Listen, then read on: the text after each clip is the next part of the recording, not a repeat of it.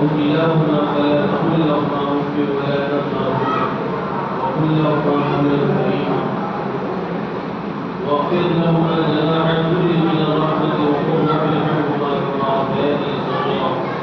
وقال الله تعالى ووصينا الإنسان بوالديه إحسانا حملته أمه كرها ووضعته كرها وحمله وفصاله 30 شهرا حتى إذا بلغ أشده وبلغ 40 سنة. وقال النبي صلى الله عليه وسلم لا يبقى من الإسلام إلا اسمه لا يبقى من القرآن إلا رسمه مساجده معمرة ويقرأه من الهدى كما قال عليه الصلاة والسلام. وقال النبي صلى الله عليه وسلم رضا الرب رضا الوالدين وسخط الرب سخط الوالدين أو كما قال عليه الصلاة والسلام. صدق الله العظيم وصدق رسوله النبي الكريم ونحن على ذلك من الشاهدين والشاكرين والحمد لله رب العالمين.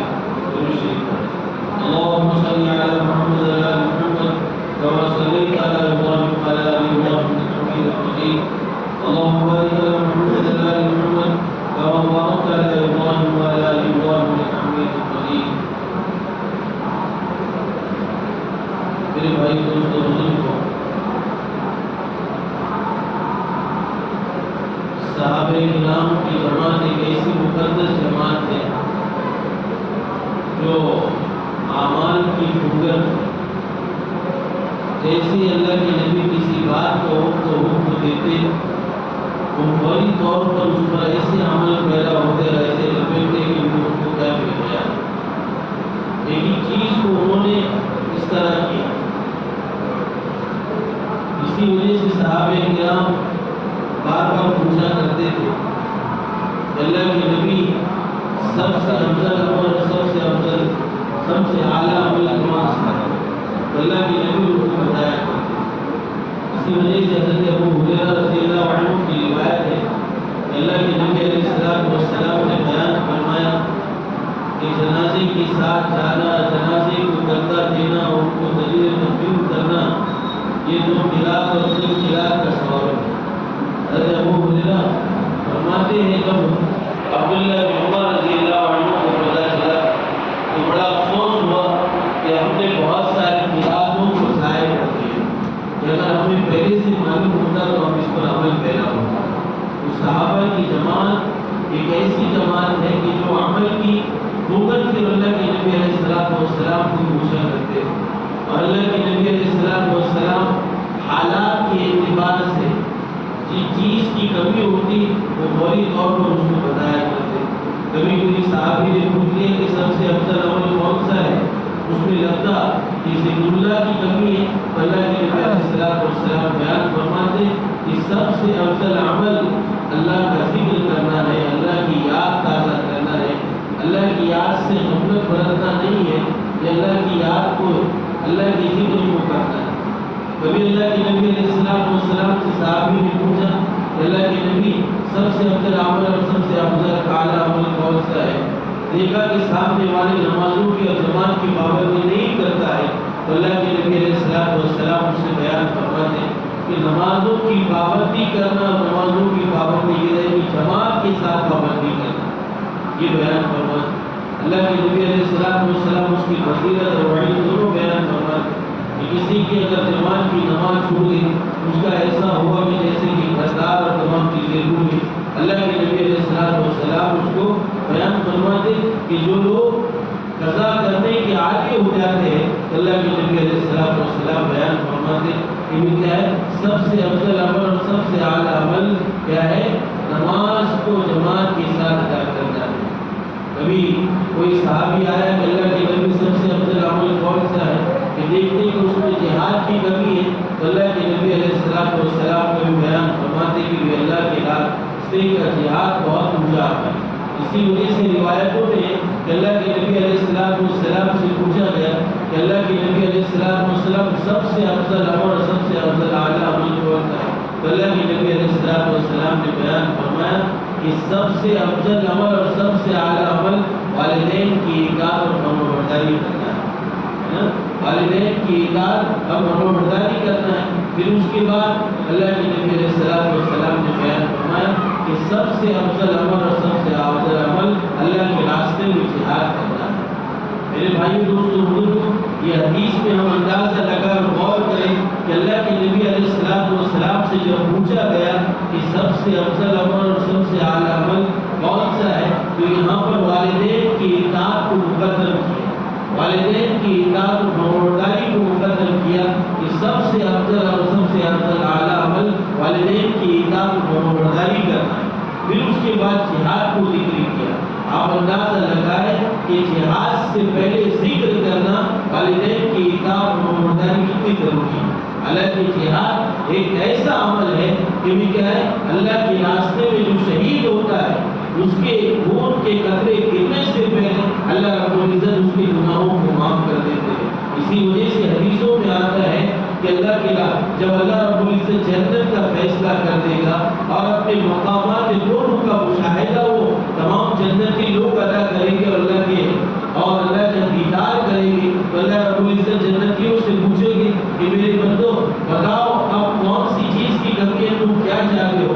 تو تمام جنتی لوگ یک زبان میں کہیں گے کہ اللہ رب العزت جب تیرا قرب ہمیں حاصل ہو گیا اور تیرے ہمیں دیدار نصیب ہو گیا تو اب کیا ہے، ہمیں کسی چیز کی کمی نہیں، یعنی اب ہمیں کوئی چیز کی کمی نہیں اور تم نہیں چاہتے۔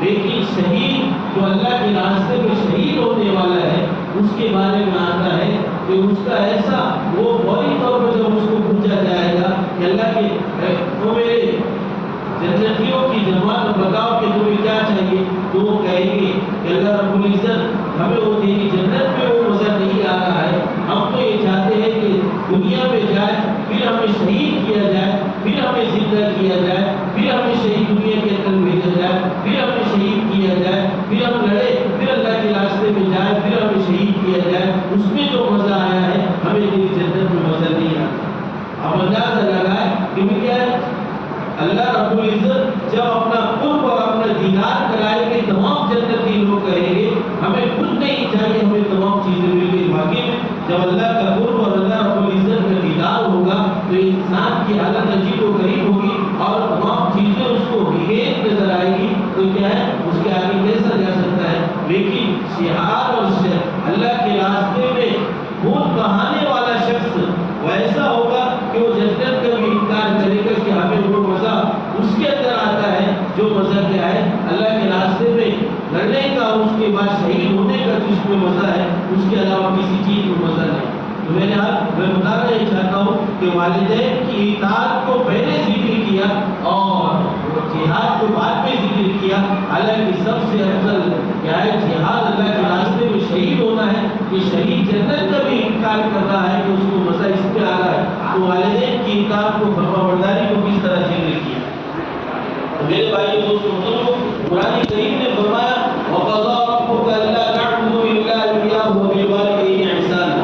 کہ اللہ رب العزت نے فرمایا کہ میری اطاعت کے بعد، میری عبادت کے بعد ضروری ہے کہ والدین کی اطاعت کرنا، والدین کی فرمانبرداری کرنا، ان کے ساتھ حسن سلوک کرنا، ان کے ساتھ اچھے سے پیش آنا، یہ فرمایا۔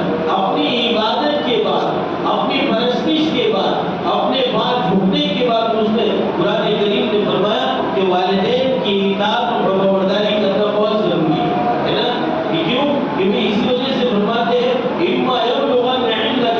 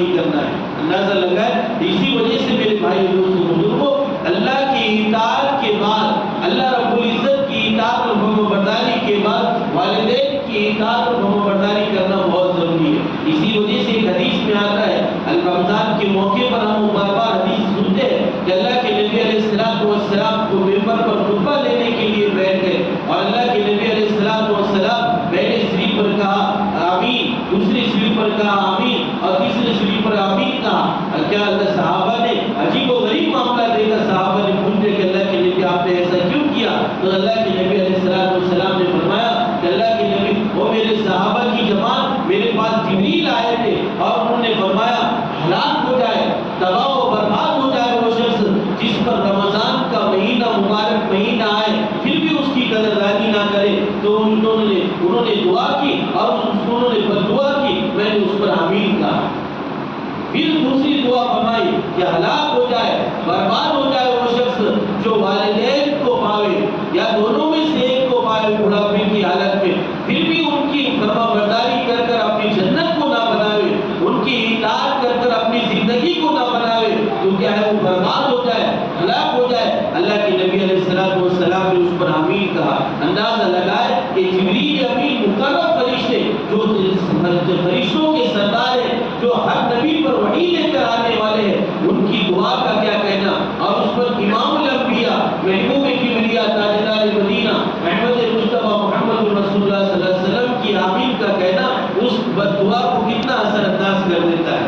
آج میرے بھائی دوست بزرگوں، ہم اندازہ لگائے کہ تھوڑی تھوڑی باتوں پر اور تھوڑے تھوڑے معاملات پر والدین کی اطاعت و فرمانبرداری نہیں کرتے، کیا ہے والدین کی نافرمانی کرتے ہیں، ہے نا. تھوڑی تھوڑی آج ہم سب کچھ کر رہے ہیں، ہر چیز کا معاملہ، لیکن والدین کو ہم نے بس خوش ڈال دیا. والدین کی اطاعت ہمارے پاس نہیں، والدین کی فرمانبرداری ہمارے پاس نہیں. اللہ کے نبی نے ایک وقت جملہ کہا تھا، میرے صحابہ کی جماعت والدین بڑی نعمت ہے. پھر فرمایا تھا کہ وہ میرے صحابہ اگر میری والدہ زندہ ہوتی اور میں کیا ہے نماز پڑھ رہا ہوتا اور نماز میں میری والدہ مجھے آواز دیتی کہ محبت کے لیے مجھے ضرورت ہے، میں اپنی نماز کو توڑ دیتا اور ماں کی خدمت میں آ جاتا اور کہتا کہ اللہ اے میری ماں میں تیری خدمت میں حاضر ہوں، تجھے کیا چاہیے، میں خدمت اور اطاعت کرتا رہوں گا اور میں بعد میں نماز کو ادا کروں گا. اندازہ لگائے کہ اللہ کے نبی نماز کو چھوڑ کر والدین کی اطاعت کی طرف جا رہے ہیں.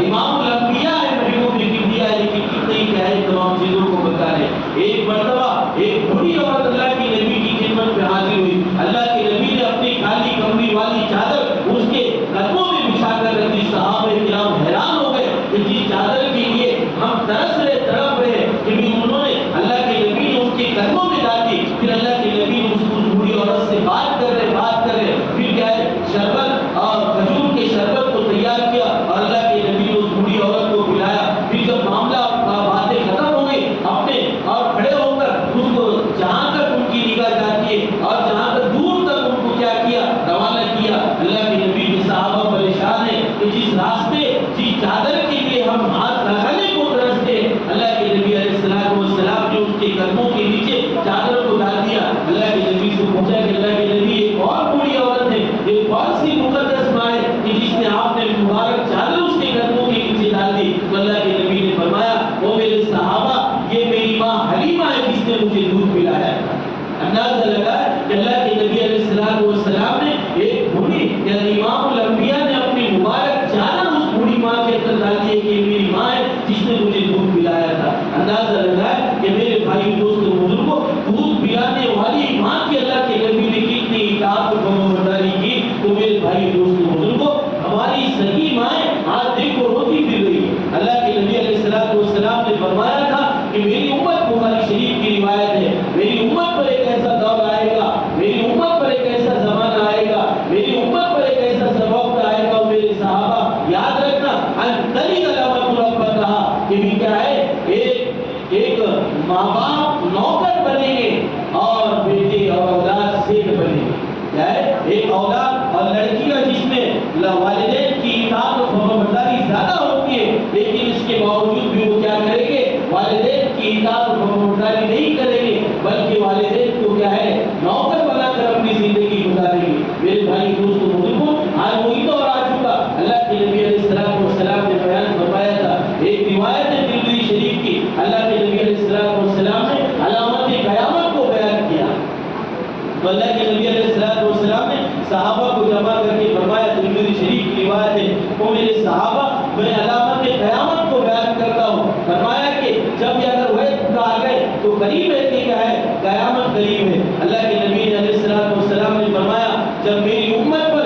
مسجد میں شور غل عام ہو جائے تو یاد رکھنا قیامت قریب ہے.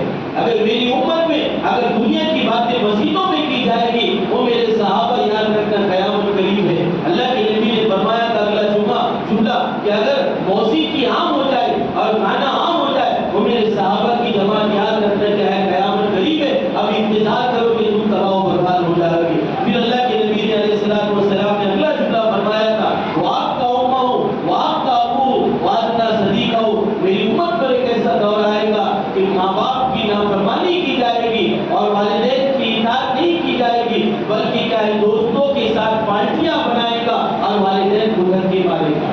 آپ کا امہ ہو آپ کا ابو وادنا صدیقہ ہو کہ ماں باپ کو کیا کرے گا دھکے مارے گا اور دوستوں کو قریب کرے گا. آج دیکھو میرے بھائی دوستوں بزرگوں وہ دور آ چکا کہ آپ دوستوں کے ساتھ یہ تمام چیزوں کے ساتھ کیا ہے بڑی فرما برداری کی اطاعت کر رہے ہیں لیکن کیا ہے والدین کو کیا ہم نے اسی ڈال دیا. اللہ کے نبی علیہ السلام نے بیان فرمایا تھا وہ میرے صحابہ اگر ایسا دور آ جائے تو اللہ رب العزت پتھروں کی بارش نازل فرمائے. آج دیکھیے وہ دور آ چکا والدین کیا ہے ماں اور والدین کیا ہے اسی رو کی طرح پھر رہے اور اپنی زندگی اسی طرح گزار رہے اور والدین کی اطاعت و برداری میرے بھائی دوستوں بزرگوں ہمارے پاس نہیں. اسی طرح ہماری زندگی گزر رہی ہے. اسی وجہ سے ایک واقعہ نقل کیا جاتا ہے ایک صحابی رسول ہے آخری وقت ان کا چل رہا ہے حضرت علقمہ رضی اللہ تعالی آخری وقت ان کا چل رہا ہے. تمام لوگوں نے ان کو کلمہ پڑھایا لیکن کلمہ پڑھنے کے لیے تیار نہیں ہے. کلمہ پڑھایا جا رہا ہے کلمہ زبان پر نہیں آ رہا ہے کوشش کر رہے ہیں لیکن کلمہ نہیں آ رہا ہے. اللہ کے نبی کو بلایا گیا. اللہ کے نبی علیہ السلام والسلام حاضر خدمت ہوئے اور فرمایا کہ اللہ کے نبی ہم کلمہ پڑھا رہے لیکن آپ کا صحابی ہے لیکن اس کی زبان پر کلمہ نہیں آ رہا ہے. اللہ کے نبی نے امام الانبیاء نے اپنی مبارک زبان سے اس کو کلمہ پڑھایا لیکن زبان پر کلمہ نہیں آ رہا ہے. اللہ کے نبی علیہ السلام بار بار پڑھا رہے لیکن زبان پر کلمہ نہیں آ رہا ہے. تو اللہ کے نبی نے پوچھا کہ اس کے والدین زندہ ہے. تو اللہ کے نبی علیہ السلام سے بتلایا گیا کہ اللہ کے نبی اس کے والدین تو نہیں ایک بوڑھی ماں زندہ ہے. تو اللہ کے نبی نے فرمایا کہ اس کو بلایا جائے. اللہ کے نبی علیہ السلام نے فرمایا اے بوڑھی ماں اس علقمہ کے تیرے ساتھ کیسے سلوک ہے. علقمہ رضی اللہ عنہ کی والدہ نے فرمایا کہ اللہ کے نبی یہ تو بہت اچھا آدمی ہے تہجد گزار ہے آپ کے ساتھ رہتا ہے آپ کا صحبت یافتہ ہے لیکن اس کا معاملہ یہ ہے جب بھی میں بات کو کوئی کہتی تو اپنی بیوی کی بات کو ترجیح دیتا اور اپنی بیوی کی بات کو آگے رکھتا میری بیوی اور میری بات کو اسی طرح کیا ٹھکرا دیتا. تو اللہ کے نبی علیہ السلام نے فرمایا کہ اے بوڑھی اے میرے صحابہ آج اس کو میں بھی کلمہ نہیں پڑھا سکتا جب تک کہ اس کی ماں اس کو معاف نہ کر دے. اللہ کے نبی نے فرمایا وہ بوڑھی ماں اپنے بچے کو معاف کر دے. تو اللہ کے نبی علیہ السلام نے فرمایا وہ بوڑھی ماں نے کہا کہ میں بالکل معاف نہیں کرنے والی اس نے مجھے بڑی تکلیف پہنچائی. اللہ کے نبی علیہ السلام نے فرمایا وہ میرے صحابہ حضرت بلال سے فرمایا اے بلال تمام لکڑیوں کو جمع کیا جائے اور آگ لگا دیا جائے. ہم یہ صحابی کو اور علقمہ کو کیا کریں گے اس آگ کے اندر داخل کر دیں گے اور اس کو جلا دیں گے. ماں تو ماں ہوتی ہے. بتایا تھا کہ ایک ماں کی محبت ایک ایسی محبت ہوتی ہے جس میں قرض اور مطلب پرستی نہیں ہوتی ہے. فوری طور پر انہوں نے بوڑھی ماں نے کہا کہ میرے سامنے میرے بیٹے کو آگ لگا دو گے جلا دو گے.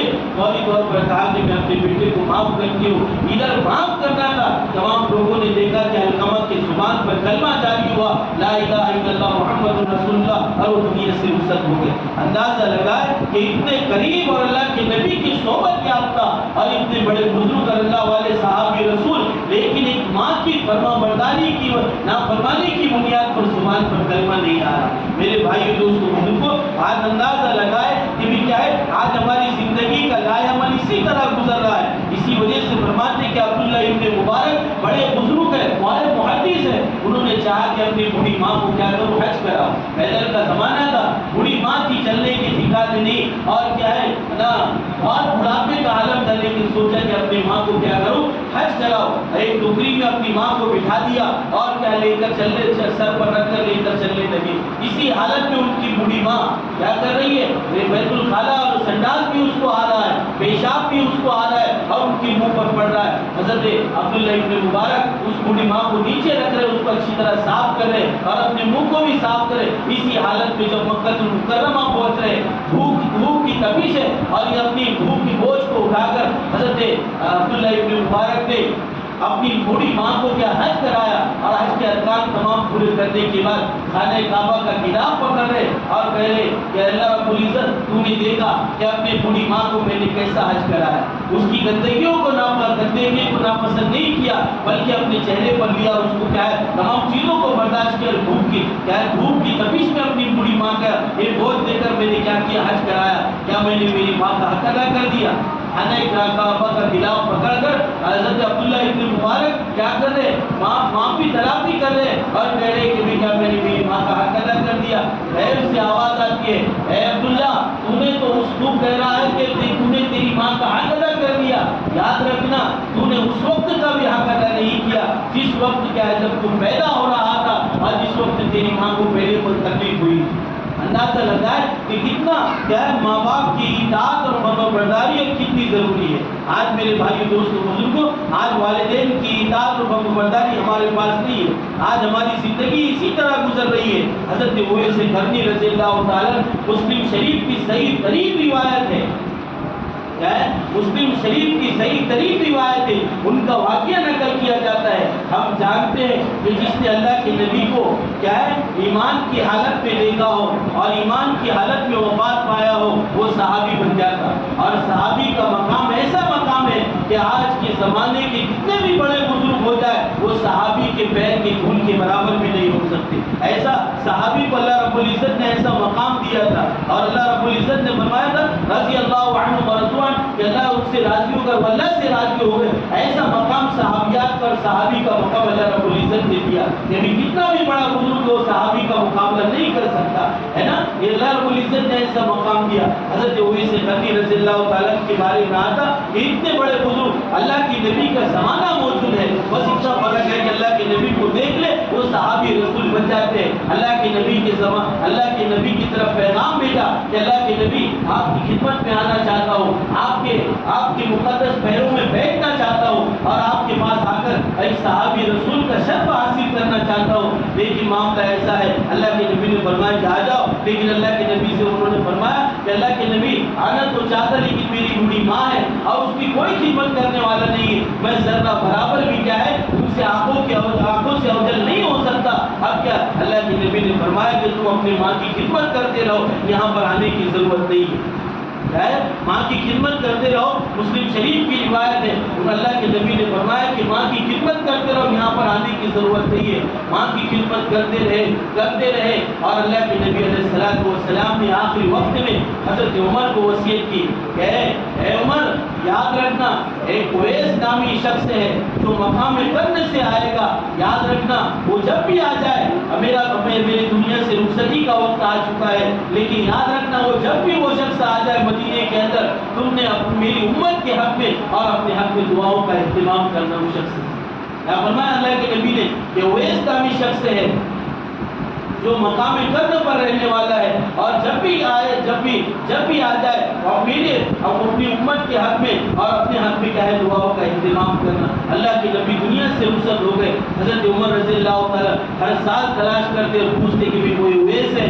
جو مقام قرن سے اور اس طرح کا حلیہ ہے اور کوئی جانتا ہے؟ اللہ کے نبی بار بار حضرت عمر رضی اللہ تعالیٰ بار بار سوال کرتے۔ ایک مرتبہ معلوم ہوا کہ اللہ کے نبی علیہ الصلوۃ والسلام حضرت اویس قرنی رضی اللہ تعالیٰ حاضر خدمت ہوئے اور فوری طور پر ان کی خدمت میں گئے۔ وہ ایک جگہ نماز ادا کر رہے تھے، جب نماز سے فارغ ہوئے تو فرمایا کہ اے اویس تم اویس ہو، اللہ کے نبی نے جیسا حلیہ تمہارا بتایا تھا ویسے ہی ہے، اور انہوں نے کہا کہ میں عمر ہوں، اور اللہ کے نبی نے مجھے آخری وصیت کی تھی کہ جب بھی اویس آ جائے تو میری امت کے حق میں اور میرے لیے دعاؤں کا اہتمام کرنا۔ حضرت اویس کا یہ جملہ سننا تھا اور فرمایا حضرت اویس کی آنکھوں سے آنسو جاری ہو گئے اور فرمایا کہ آپ تو صحابی رسول ہے، اللہ رب العزت نے اتنا بڑا مقام مجھے کیسے اللہ کے نبی نے کتنا بڑا مقام مجھے دے کر چلے گئے، حالانکہ میں صحابی نہیں ہوں، میرے کو اتنا بڑا مقام کہ اپنی امت کے حق میں دعا کرا رہے اور ایک صحابی رسول کو کہہ رہے کہ تیرے حق میں بھی تو دعا کرنا۔ میرے بھائی دوستوں بزرگوں اندازہ لگائے کہ اتنا بڑا مقام کیوں ملا۔ بتایا تھا کہ صحابی کا مقام کتنا بھی بڑا بزرگ اس زمانے کا کسی زمانے کا ہو وہ صحابی کے دھول کے برابر بھی نہیں ہو سکتا، لیکن اللہ کے نبی علیہ السلام وہ بزرگ کو اویس قرنی رضی اللہ عنہ صحابی رسول کے باوجود بھی اللہ کے نبی نے کتنا بڑا مقام ان کو بیان کیا. وجہ یہی ہے کہ بھی کیا ہے والدین کی اطاعت کی وجہ سے کہ انہوں نے کیا ہے والدین کی خدمت کو اور والدین کی اطاعت و فرمانبرداری کو اللہ کے نبی کے دیدار کو کیا ہے دیدار کو کیا زیارت کو کیا ہے زیارت کو نہیں کیا والدین کی خدمت کی وجہ سے. آپ اندازہ لگا کہ یہ مقام اتنا بڑا والدین کی خدمت کی وجہ سے ملا. جو میرے بھائی دوستوں بزرگوں والدین کی فرمانبرداری کتنی بڑی ضروری ہے. ماں کے قدموں کے نیچے اللہ رب العزت نے جنت بتایا اور باپ کو جنت کا دروازہ بتایا. آج میرے بھائی دوستوں بزرگوں ہم دنیا بھر میں دعائیں مانگتے پھر رہے ہیں اور دعا کراتے پھر رہے. آج ہماری مائیں روتی پھر رہی ہے نا.